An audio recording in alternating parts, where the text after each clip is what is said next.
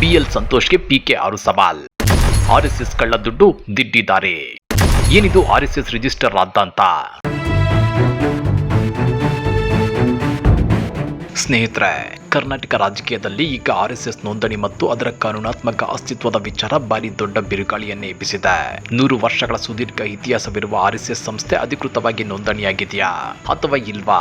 ಅದರ ಆರ್ಥಿಕ ಪಾರದರ್ಶಕತೆ ಎಲ್ಲಿದೆ ಅಂತೇಳಿ ಗೃಹ ಸಚಿವ ಪ್ರಿಯಾಂಕ್ ಖರ್ಗೆ ಅವರು ನೇರವಾಗಿ 6 ಕಠಿಣ ಪ್ರಶ್ನೆಗಳನ್ನ ಕೇಳಿ ಸವಾಲ್ ಹಾಕಿದ್ದಾರೆ. ಆದರೆ ಈ ಪ್ರಶ್ನೆಗಳಿಗೆ ಬಿಜೆಪಿಯ ರಾಷ್ಟ್ರೀಯ ಸಂಘಟನಾ ಪ್ರಧಾನ ಕಾರ್ಯದರ್ಶಿ ಬಿಎಲ್ ಸಂತೋಷ್ ಅವರು ಕೊಟ್ಟಿರುವ ತಿರುಗೇಟು ಹೇಗಿದೆ ಗೊತ್ತಾ?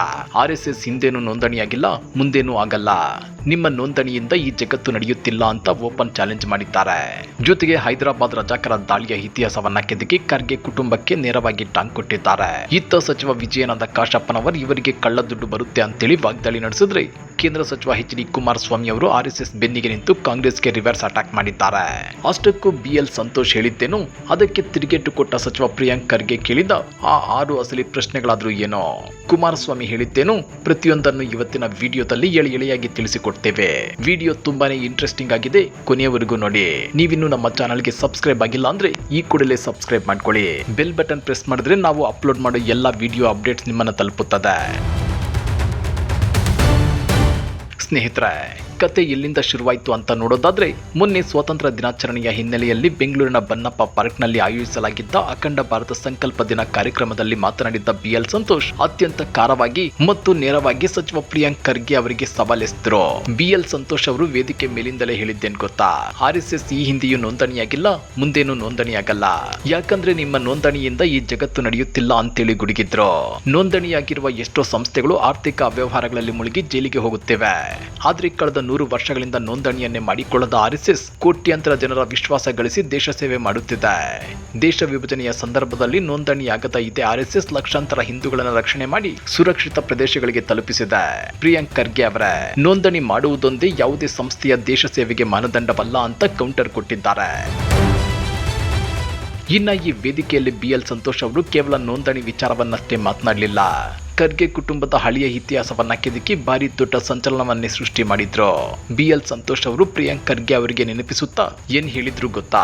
ಮಲ್ಲಿಕಾರ್ಜುನ್ ಖರ್ಗೆ ಅವರ ಕುಟುಂಬ ಹೈದರಾಬಾದ್ ನಲ್ಲಿ ರಜಾಕರ ದಾಳಿಗೆ ಹೆದರಿ ಗುಲ್ಬರ್ಗಕ್ಕೆ ಓಡಿ ಬಂದಿತ್ತು. ಆ ಕಾಲದಲ್ಲಿ ಆ ಕ್ರೂರ ರಜಾಕರನ್ನ ಎದುರಿಸಿ ನಿಂತಿದ್ದು ಇದೇ ಆರ್ಎಸ್ಎಸ್.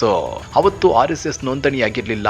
ನೀವು ಮತ್ತು ನಿಮ್ಮ ಕುಟುಂಬ ಇವತ್ತು ನೆಮ್ಮದಿಯಿಂದ ವಾಸ ಮಾಡುತ್ತಿದೆ ಅಂದ್ರೆ ಅದಕ್ಕೆ ಅವತ್ತು ರಸ್ತೆಯಲ್ಲಿ ನಿಂತು ಹೋರಾಡಿದ ಹಿಂದೂಗಳು ಮತ್ತು ಆರ್ಎಸ್ಎಸ್ ಹುಡುಗರೇ ಕಾರಣ. ಅವತ್ತು ನಿಮ್ಮ ಪೊಲೀಸರು ಬರಲಿಲ್ಲ, ನಿಮ್ಮ ರಾಜಕಾರಣಿಗಳು ಬರಲಿಲ್ಲ, ರಸ್ತೆಯಲ್ಲಿ ನಿಂತು ರಕ್ಷಣೆ ಮಾಡಿದ್ದು ಇದೇ ಆರ್ಎಸ್ಎಸ್. ನೀವು ಇದನ್ನ ನೆನಪಿನಲ್ಲಿ ಇಟ್ಕೊಳ್ಳಬೇಕು ಅಂತೇಳಿ ಬಿಎಲ್ ಸಂತೋಷ್ ಅತ್ಯಂತ ತೀವ್ರವಾಗಿ ಪ್ರಿಯಾಂಕ್ ಖರ್ಗೆಗೆ ಕುಟುಕಿದ್ರು. ಜೊತೆಗೆ ಭಾರತಕ್ಕೆ ಸ್ವಾತಂತ್ರ್ಯ ಬರೀ ಉಪ್ಪಿನ ಸತ್ಯಾಗ್ರಹ ಅಥವಾ ಚರಕದಿಂದ ಬಂದಿಲ್ಲ. ಭಗತ್ ಸಿಂಗ್, ಚಂದ್ರಶೇಖರ್ ಆಜಾದ್, ಸುಖದೇವ್, ರಾಜ್ಗುರು, ಮದನ್ ಲಾಲ್ ಧಿಂಗ್ರಾರಂತಹ ಸಾವಿರಾರು ಕ್ರಾಂತಿಕಾರಿಗಳ ತ್ಯಾಗದಿಂದ ಬಂದಿದೆ ಅಂತ ಸ್ಮರಿಸಿಕೊಂಡ್ರು. ಇದಕ್ಕೆ ನಿನ್ನೆ ಖಾರವಾಗಿ ಟ್ವೀಟ್ ಮಾಡಿರೋ ಸಚಿವ ಪ್ರಿಯಾಂಕ್ ಖರ್ಗೆ ಬಿಎಲ್ ಸಂತೋಷ್ ಮತ್ತು ಆರ್ಎಸ್ಎಸ್ಗೆ ಒಟ್ಟು 6 ಪ್ರಶ್ನೆಗಳನ್ನ ಕೇಳಿದ್ದಾರೆ. ರಾಷ್ಟ್ರೀಯ ಸ್ವಯಂ ಸೇವಕ ಸಂಘದ ನೋಂದಣಿ ಮತ್ತು ಅದರ ಕಾನೂನಾತ್ಮಕ ಅಸ್ತಿತ್ವದ ಕುರಿತು ಬಿಜೆಪಿಯ ರಾಷ್ಟ್ರೀಯ ಸಂಘಟನಾ ಪ್ರಧಾನ ಕಾರ್ಯದರ್ಶಿ ಬಿಎಲ್ ಸಂತೋಷ್ ಅವರ ಹೇಳಿಕೆಗೆ ಪ್ರಿಯಾಂಕ್ ಖರ್ಗೆ ಅವರು ತೀವ್ರ ತಿರುಗೇಟನ್ನು ಕೊಟ್ಟಿದ್ದಾರೆ. ಸಂಘದ ಹೊಣೆಗಾರಿಕೆ ಮತ್ತು ಪಾರದರ್ಶಕತೆಯನ್ನ ಪ್ರಿಯಾಂಕ್ ಖರ್ಗೆ ನೇರವಾಗಿ ಪ್ರಶ್ನೆ ಮಾಡಿದ್ದಾರೆ. ಅಷ್ಟೇ ಅಲ್ಲ, ಆರ್ಎಸ್ಎಸ್ ಎಂಬ ಸಂಘಟನೆ ಇದೆಯೇ ಅಥವಾ ಇಲ್ಲವೇ ಎಂಬುದನ್ನು ಯಾರೂ ಪ್ರಶ್ನಿಸುತ್ತಿಲ್ಲ. ಬದಲಾಗಿ ಅದು ಯಾವ ಕಾನೂನಿನ ಅಡಿಯಲ್ಲಿ ಅಸ್ತಿತ್ವದಲ್ಲಿದೆ ಮತ್ತು ಯಾವ ಕಾನೂನಾತ್ಮಕ ಗುರುತಿನೊಂದಿಗೆ ಕಾರ್ಯಾಚರಣೆ ನಡೆಸುತ್ತಿದೆ ಅನ್ನುವುದೇ ಅಸಲಿ ಪ್ರಶ್ನೆ ಅಂತೇಳಿ ಸಚಿವ ಪ್ರಿಯಾಂಕ್ ಖರ್ಗೆ ಪ್ರಶ್ನೆ ಮಾಡಿದ್ದಾರೆ. 100 ವರ್ಷಗಳ ಇತಿಹಾಸವಿದೆ ಅಂತ ಹೇಳಿಕೊಳ್ಳುವ, ಲಕ್ಷಾಂತರ ಸದಸ್ಯರಿದ್ದಾರೆ ಎನ್ನುವ, ದಕ್ಷಿಣ ಹೆಸರಿನಲ್ಲಿ ನಿಧಿ ಸಂಗ್ರಹಿಸುವ, ಆಸ್ತಿ ಪಾಸ್ತಿಗಳನ್ನು ಹೊಂದಿರುವ, ದೇಶಾದ್ಯಂತ ಚಟುವಟಿಕೆ ನಡೆಸುವ ಹಾಗೂ ರಾಜಕೀಯ ವಿಷಯಗಳ ಮೇಲೆ ಪ್ರಭಾವ ಬೀರುವ ಸಂಘಟನೆಯೊಂದು ನೋಂದಣಿ ಮತ್ತು ಆರ್ಥಿಕ ಪಾರದರ್ಶಕತೆಯ ಪ್ರಶ್ನೆ ಬಂದಾಗ ನಮ್ಮ ಅಸ್ತಿತ್ವವೇ ನಮಗೆ ಸಾಕ್ಷಿ ಅಂತ ಹೇಳಿ ಜಾರಿಕೊಳ್ಳಲು ಸಾಧ್ಯವಿಲ್ಲ ಅಂತ ಪ್ರಿಯಾಂಕ್ ಖರ್ಗೆ ಕುಟುಕಿದ್ದಾರೆ. ಇದೇ ವೇಳೆ ಬಿಎಲ್ ಸಂತೋಷ್ ಅವರಿಗೆ ಸಚಿವ ಪ್ರಿಯಾಂಕ್ ಖರ್ಗೆ ಪ್ರಮುಖ 6 ಪ್ರಶ್ನೆಗಳನ್ನು ಕೇಳಿದ್ದಾರೆ. ಆರ್ಎಸ್ಎಸ್ ಖಚಿತ ಕಾನೂನಾತ್ಮಕ ಸ್ಥಾನಮಾನ ಏನು? ಕಾನೂನಿನ ಪ್ರಕಾರ ಈ ಸಂಘಟನೆಯನ್ನ ಯಾರು ಪ್ರತಿನಿಧಿಸುತ್ತಾರೆ? ಸಂಘಟನೆಯ ಆಸ್ತಿ ಪಾಸ್ತಿಗಳು ಯಾರ ಹೆಸರಿನಲ್ಲಿವೆ? ಬ್ಯಾಂಕ್ ಖಾತೆಗಳನ್ನ ಯಾರ ಹೆಸರಿನಲ್ಲಿ ನಿರ್ವಹಿಸಲಾಗುತ್ತಿದೆ? ಸಾರ್ವಜನಿಕರಿಂದ ಸಂಗ್ರಹಿಸುವ ದೇಣಿಗೆ ಮತ್ತು ದಕ್ಷಿಣೆಗೆ ಇರುವ ಕಾನೂನು ಚೌಕಟ್ಟು ಯಾವುದು? ಹಾಗೂ ತನಿಖೆಗೊಳಪಟ್ಟ ಆಡಿಟ್ ಲೆಕ್ಕಪತ್ರಗಳು ಎಲ್ಲಿವೆ ಅಂತ ಸವಾಲ್ ಹಾಕಿದ್ದಾರೆ. 100 ವರ್ಷ ಪೂರೈಸಿರುವ ಮತ್ತು ದೇಶದ ಭವಿಷ್ಯವನ್ನೇ ನಿರ್ಧರಿಸುತ್ತೇವೆ ಎಂದು ಪ್ರತಿಪಾದಿಸುವ ಸಂಘಟನೆಯೊಂದು ಈ ಮೂಲಭೂತ ಪ್ರಶ್ನೆಗಳಿಗೆ ಉತ್ತರಿಸಲು ಸಾಧ್ಯವಾಗಬೇಕು ಅಂತ ಸಚಿವರು ಪ್ರತಿಪಾದಿಸಿದ್ದಾರೆ. ನಾವು ಅಸ್ತಿತ್ವದಲ್ಲಿದ್ದೇವೆ ಎನ್ನುವುದು ನೀವು ಯಾರಿಗೆ ಹೊಣೆಗಾರರು ಎಂಬ ಪ್ರಶ್ನೆಗೆ ಉತ್ತರವಾಗಲಾರದು. ಸಂವಿಧಾನಾತ್ಮಕ ಪ್ರಜಾಪ್ರಭುತ್ವ ವ್ಯವಸ್ಥೆಯಲ್ಲಿ ಸಂಘಟನೆ ಎಷ್ಟು ದೊಡ್ಡದಾಗಿರುತ್ತದೆಯೋ ಅಷ್ಟೇ ಪ್ರಮಾಣದಲ್ಲಿ ಅದರ ಪಾರದರ್ಶಕತೆಯ ಹೊಣೆಗಾರಿಕೆಯೂ ಹೆಚ್ಚಾಗಬೇಕು. ಆ ಕಾರಣಕ್ಕಾಗಿ ಆರ್ಎಸ್ಎಸ್ ತನ್ನ ಕಾನೂನಾತ್ಮಕ ಗುರುತು ಮತ್ತು ಸಾರ್ವತ್ರಿಕ ಹೊಣೆಗಾರಿಕೆಯನ್ನ ಬಹಿರಂಗಪಡಿಸಲು ಯಾಕೆ ಹಿಂಜರಿಯುತ್ತಿದೆ ಅಂತ ಅವರು ಪ್ರಶ್ನೆ ಮಾಡಿದ್ದಾರೆ. ಇನ್ನ ಈ ಇಡೀ ವಾಗ್ಸಮರಕ್ಕೆ ಸಚಿವ ವಿಜಯಾನಂದ ಕಾಶಪ್ಪನವರ ಎಂಟ್ರಿ ಮತ್ತಷ್ಟು ಬೆಂಕಿ ಹಚ್ಚಿತು. ಕಾಶಪ್ಪನವರು ನೇರವಾಗಿ ವಾಗ್ದಾಳಿ ನಡೆಸಿ ಇವರಿಗೆ ಕಳ್ಳ ದುಡ್ಡು ಬರುತ್ತದೆ, ರಿಜಿಸ್ಟರ್ ಮಾಡಿಸಿದ್ರೆ ಆ ಹಣದ ಲೆಕ್ಕವನ್ನ ತೋರಿಸಬೇಕಾಗುತ್ತೆ ಅಂತಲೇ ಇವರು ನೋಂದಣಿ ಮಾಡಿಸುತ್ತಿಲ್ಲ. 70 ವರ್ಷ ಅಧಿಕಾರದಲ್ಲಿದ್ದ ಕಾಂಗ್ರೆಸ್ ಪಕ್ಷದ ಪರಿಸ್ಥಿತಿ ನೋಡಿ ಮತ್ತು ಕಳೆದ 12 ವರ್ಷಗಳಿಂದ ಅಧಿಕಾರದಲ್ಲಿರುವ ಪಕ್ಷದ ಹಣಕಾಸಿನ ಲೆಕ್ಕ ನೋಡಿ ಅಂತ ಕುಟುಕಿದ್ರು. ಅದ್ಯಾವಾಗ ವಿಜಯಾನಂದ ಕಾಶಪ್ಪನವರು ಕಳ್ಳ ದುಡ್ಡಿನ ಆರೋಪ ಮಾಡಿದ್ರು. ಆಗ ತಕ್ಷಣವೇ ರಂಗಕ್ಕಿಳಿದಿದ್ದು ಕೇಂದ್ರ ಸಚಿವ ಎಚ್.ಡಿ. ಕುಮಾರಸ್ವಾಮಿ ಅವರು ಆರ್ಎಸ್ಎಸ್ ಮತ್ತು ಬಿಜೆಪಿ ಬೆನ್ನಿಗೆ ಗಟ್ಟಿಯಾಗಿ ನಿಂತು ಕಾಂಗ್ರೆಸ್ಗೆ ರಿವರ್ಸ್ ಪ್ರಶ್ನೆ ಹಾಕಿದ್ರು. ನಿಮಗೆ ಬರ್ತಾ ಇದೆಯಲ್ಲ ದುಡ್ಡು, ಅದು ಎಲ್ಲಿಂದ ಬರ್ತಿದೆ, ಇವರೇನ್ ಬೆವರು ಸುರಿಸಿ ಸಂಪಾದನೆ ಮಾಡ್ತಾ ಇದ್ದಾರಾ ಅಂತ ತಿರುಗೇಟನ್ನ ಕೊಟ್ಟು ಕಾಂಗ್ರೆಸ್ ನಾಯಕರ ಬಾಯಿ ಮುಚ್ಚಿಸುವ ಕೆಲಸ ಮಾಡಿದ್ರು. ಮತ್ತೊಂದು ಕಡೆ BL ಸಂತೋಷ್ ಅವರು ಕೊನೆಯಲ್ಲಿ ಕಾಂಗ್ರೆಸ್ಗೆ ಮತ್ತೊಂದು ಬಾರಿ ದೊಡ್ಡ ರಾಜಕೀಯ ಸವಾಲೆಸೆದ್ರು. ಬೆಂಗಳೂರಿನ ಶಿವಾಜಿನಗರ ಮತ್ತು ಚಾಮರಾಜಪೇಟೆ ವಿಧಾನಸಭಾ ಕ್ಷೇತ್ರಗಳನ್ನು ಉಲ್ಲೇಖಿಸಿದ ಅವರು ಕಳೆದ 20 ವರ್ಷಗಳಿಂದ ಈ 2 ಕ್ಷೇತ್ರಗಳಲ್ಲಿ ಒಬ್ಬ ಹಿಂದೂ ಪ್ರತಿನಿಧಿಯನ್ನ ಶಾಸಕರನ್ನಾಗಿ ಮಾಡಲು ಸಾಧ್ಯವಾಗಿಲ್ಲ.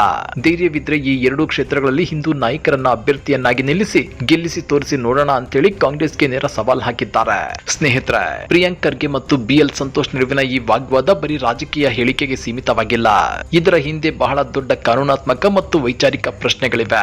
ಆರ್ಎಸ್ಎಸ್ 1925ರಲ್ಲಿ ಸ್ಥಾಪನೆಯಾಯಿತು. ಅಂದ್ರೆ ತೀರಾ ಇತ್ತೀಚೆಗೆ 2025ರಲ್ಲಿ ತನ್ನ 100ನೇ ವರ್ಷದ ಸಂಭ್ರಮ ಆಚರಿಸಿಕೊಂಡಿದೆ. 100 ವರ್ಷಗಳಿಂದ ದೇಶಾದ್ಯಂತ ಸಾವಿರಾರು ಶಾಖೆಗಳು, ಸ್ವಯಂ ಸೇವಕರು ಮತ್ತು ನೂರಾರು ಸಂಘಟನೆಗಳನ್ನು ಮುನ್ನಡೆಸುತ್ತಿರುವ ಆರ್ಎಸ್ಎಸ್ ಯಾವುದೇ ಸೊಸೈಟಿ ಆಕ್ಟ್ ಅಥವಾ ಟ್ರಸ್ಟ್ ಆಕ್ಟ್ ಅಡಿಯಲ್ಲಿ ಯಾಕೆ ನೋಂದಣಿಯಾಗಿಲ್ಲ ಎನ್ನುವುದು ಕಾಂಗ್ರೆಸ್ ಎತ್ತುತ್ತಿರುವ ಅಸಲಿ ಪ್ರಶ್ನೆ. ಕಾಂಗ್ರೆಸ್ ವಾದ ಏನಂದ್ರೆ, ನೀವು ಯಾವುದೇ ಆಸ್ತಿ ಖರೀದಿಸಬೇಕಾದ್ರೂ, ಬ್ಯಾಂಕ್ ಖಾತೆ ತೆರೆಯಬೇಕಾದ್ರೂ ಅಥವಾ ಗುರುದಕ್ಷಿಣೆ ಹೆಸರಿನಲ್ಲಿ ಕೋಟ್ಯಾಂತರ ರೂಪಾಯಿ ಹಣ ಸಂಗ್ರಹಿಸಬೇಕಾದ್ರೂ ಒಂದು ನಿಶ್ಚಿತ ಆಡಳಿತ ಚೌಕಟ್ಟು ಬೇಕು. ನೋಂದಾಯಿತ ಟ್ರಸ್ಟ್ ಇಲ್ಲದೆ ಈ ವ್ಯವಹಾರಗಳು ಹೇಗೆ ನಡೆಯುತ್ತವೆ? ಸಾರ್ವಜನಿಕರ ಹಣಕ್ಕೆ ಲೆಕ್ಕಪತ್ರ ಮತ್ತು ಆಡಿಟಿಂಗ್ ಬೇಡವೇ ಅನ್ನೋದು ಪ್ರಿಯಾಂಕ್ ಖರ್ಗೆ ಅವರ ಪ್ರಮುಖ ಸವಾಲು. ಆದ್ರೆ ಇದಕ್ಕೆ ಆರ್ಎಸ್ಎಸ್ ಮತ್ತು ಬಿಜೆಪಿ ಸಿದ್ಧಾಂತ ಏನ್ ಗೊತ್ತಾ? ಆರ್ಎಸ್ಎಸ್ ಅನ್ನೋದು ಲಾಭ ಗಳಿಸುವ ಅಥವಾ ಅಧಿಕಾರ ನಡೆಸುವ ನೋಂದಾಯಿತ ಕಂಪನಿಯಲ್ಲ. ಅದೊಂದು ಸಾಂಸ್ಕೃತಿಕ ಮತ್ತು ಸಾಮಾಜಿಕ ಚಳವಳಿ. ಸ್ವಯಂ ಸೇವಕರು ನೀಡುವ ಗುರುದಕ್ಷಿಣೆಯು ಸಂಘದ ದೈನಂದಿನ ಚಟುವಟಿಕೆಗಳು ಹಾಗೂ ಸೇವಾ ಯೋಜನೆಗಳಿಗೆ ಬಳಕೆಯಾಗುತ್ತದೆ. ಆರ್ಎಸ್ಎಸ್ ನಡೆಸುವ ಶಿಕ್ಷಣ ಸಂಸ್ಥೆಗಳು, ಆಸ್ಪತ್ರೆಗಳು ಮತ್ತು ಸೇವಾ ಟ್ರಸ್ಟ್ಗಳು ಕಾನೂನುಬದ್ಧವಾಗಿ ನೋಂದಣಿಯಾಗಿ ಆಡಿಟ್ ಆಗುತ್ತಿವೆ. ಆದ್ರೆ ಮೂಲ ಸಂಘಟನೆಯನ್ನ ವೈಚಾರಿಕ ಚಳುವಳಿಯಾಗಿ ಕಾಯ್ದುಕೊಳ್ಳಲಾಗಿದೆ ಅನ್ನೋದು ಸಂಘ ಪರಿವಾರದ ಸಮರ್ಥನೆ. ಇದಷ್ಟೇ ಅಲ್ಲ, BL ಸಂತೋಷ್ ಅವರು ನೋಂದಾಯಿತ ಸಂಸ್ಥೆಗಳ ಜೈಲಿಗೆ ಹೋಗುತ್ತಿವೆ ಅಂತ ಹೇಳೋ ಮೂಲಕ ಕಾಂಗ್ರೆಸ್ ನಾಯಕರ ಮೇಲಿನ ಭ್ರಷ್ಟಾಚಾರದ ಆರೋಪಗಳನ್ನು ಪರೋಕ್ಷವಾಗಿ ನೆನಪಿಸಿದ್ದಾರೆ. ಅಂದ್ರೆ ಕಾಗದದ ಮೇಲಿನ ನೋಂದಣಿಗಿಂತ ಜನರ ಮನಸ್ಸಿನಲ್ಲಿರುವ ನಂಬಿಕೆಯ ನಿಜವಾದ ಪ್ರಮಾಣ ಪತ್ರ ಅನ್ನೋದು ಬಿಜೆಪಿಯ ನಿಲುವು. ಸ್ನೇಹಿತರೆ, ಈ ಇಡೀ ಪ್ರಸಂಗವನ್ನ ನಾವು ಸೂಕ್ಷ್ಮವಾಗಿ ಗಮನಿಸಿದ್ರೆ ಇಲ್ಲಿ 2 ವಿಭಿನ್ನ ವಾದಗಳು ನಮಗೆ ಕಾಣಿಸುತ್ತವೆ. ಒಂದೆಡೆ ಪ್ರಿಯಾಂಕ್ ಖರ್ಗೆ ಮತ್ತು ಕಾಂಗ್ರೆಸ್ ನಾಯಕರ ವಾದವೇನೆಂದ್ರೆ, ಯಾವುದೇ ಒಂದು ಸಂಸ್ಥೆ ದೇಶಾದ್ಯಂತ ವ್ಯಾಪಿಸಿ ಸಾರ್ವಜನಿಕರ ನಿಧಿ ಸಂಗ್ರಹಿಸಿ ರಾಜಕೀಯ ನಿರ್ಧಾರಗಳ ಮೇಲೆ ಪ್ರಭಾವ ಬೀರುವಾಗ ಅದು ಭಾರತೀಯ ಸಂವಿಧಾನ ಮತ್ತು ಕಾನೂನಿನ ಚೌಕಟ್ಟಿಗೆ ಒಳಪಡಬೇಕು. ಆಡಿಟ್ ಲೆಕ್ಕಪತ್ರಗಳು ಸಾರ್ವಜನಿಕವಾಗಿ ಲಭ್ಯವಾಗಬೇಕು ಅನ್ನೋದು. ಮತ್ತೊಂದೆಡೆ ಆರ್ಎಸ್ಎಸ್ ಮತ್ತು ಬಿಜೆಪಿ ನಾಯಕರ ವಾದವೇನೆಂದ್ರೆ, ಆರ್ಎಸ್ಎಸ್ ಅನ್ನೋದು ಕೇವಲ ಕಾಗದದ ಮೇಲಿರುವ ಸಂಸ್ಥೆ ಅಲ್ಲ, ಅದೊಂದು ವಿಚಾರಧಾರೆ ಮತ್ತು ಕೋಟ್ಯಾಂತರ ಜನರ ನಂಬಿಕೆ. ದೇಶ ಸೇವೆ ಮಾಡಲು ಅಥವಾ ಜನರ ವಿಶ್ವಾಸ ಗಳಿಸಲು ನೋಂದಣಿಯೊಂದೇ ಮಾನದಂಡವಲ್ಲ ಅನ್ನೋದು.